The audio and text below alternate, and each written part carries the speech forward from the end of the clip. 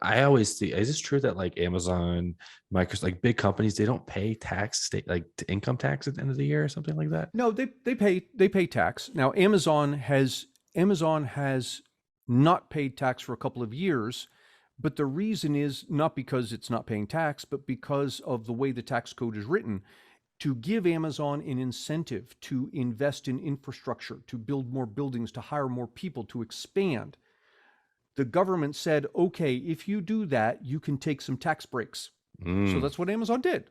And so on the one hand, you've got politicians saying, well, Amazon, you aren't paying taxes, this is wrong, when in fact they're playing by the rules that the same politicians put in place that would encourage Amazon to do what Amazon actually did a couple of years ago and open two new 50,000 person offices in the hmm. country. Yep.